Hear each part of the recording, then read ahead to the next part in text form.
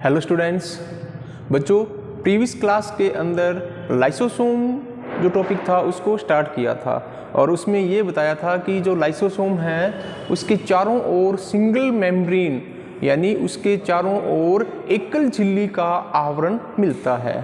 ठीक है, तो लाइसोसोम की डिस्कवरी और इसके नेचर के बारे में बताया था और आज का जो हमारा टॉपिक है वो लाइसोसोम की बहुरूपता के ऊपर है। यानी एक सेल के अंदर देखें तो लाइसोसोम के अनेक प्रकार के अलग अलग रूप हो सकते हैं और इनको अपने क्या बोलते हैं, पॉलीमॉर्फिनिज्म। तो आज का जो हमारा टॉपिक है वो है पॉलीमॉर्फिनिज्म इन लाइसोसोम या काइंड्स ऑफ लाइसोसोम। लाइसोसोम के एक सेल के अंदर कितने रूप हो सकते हैं, कितने प्रकार हो सकते हैं, तो उनके बारे में आज अपने डिस्कस करेंगे। तो सबसे पहले इसकी जो फर्स्ट फॉर्म है वो है प्राइमरी लाइसोसोम।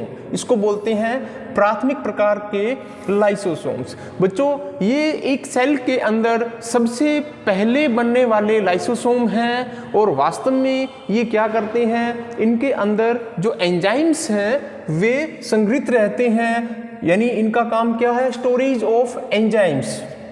जो प्राइमरी प्रकार के जो सबसे पहले बनने वाले जो लाइसोसोम हैं एक सेल के अंदर, वे क्या काम करते हैं, स्टोरेज ऑफ एंजाइम्स। इनके अंदर विभिन्न प्रकार के एंजाइम्स भरे रहते हैं और ये जो एंजाइम्स हैं ये इनएक्टिव होते हैं, अक्रियाशील होते हैं। नवजात जो नए जो एंजाइम्स ये हैं इनएक्टिव कंडीशन में होते हैं।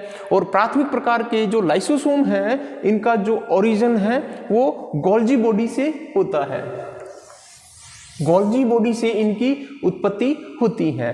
अब इसका जो सेकंड फॉर्म है, इसका जो द्वितीय रूप है, that is also called as secondary lysosome.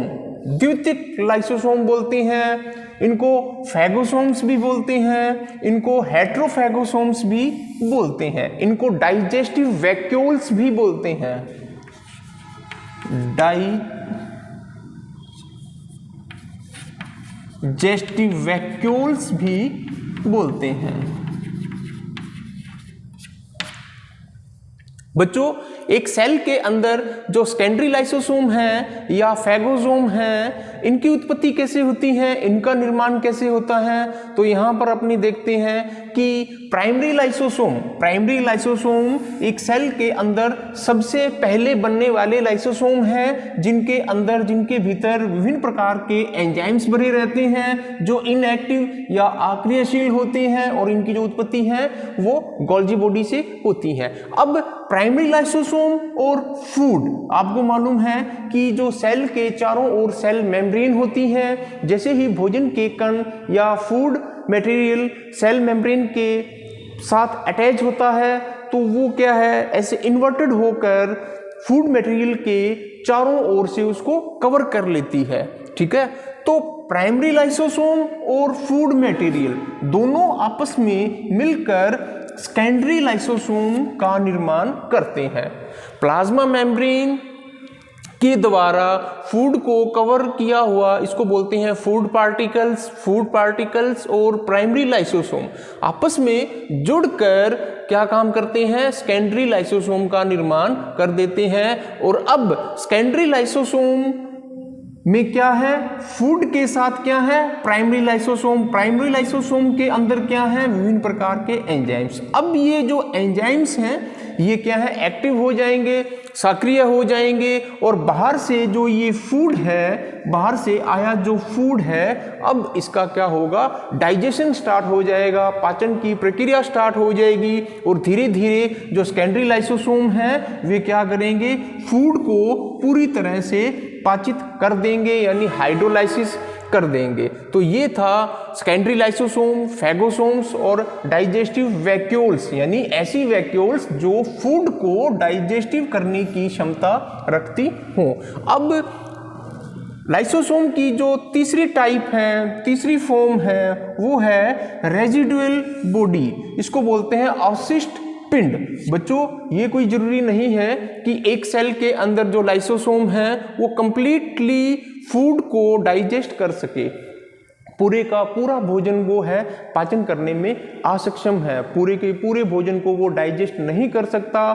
भोजन के डाइजेस्ट या पाचित होने के बाद भी कुछ मात्रा भोजन की बची रहती है और इसको बोलते हैं अपचित भोज्य पदार्थ युक्त लाइसोसोम।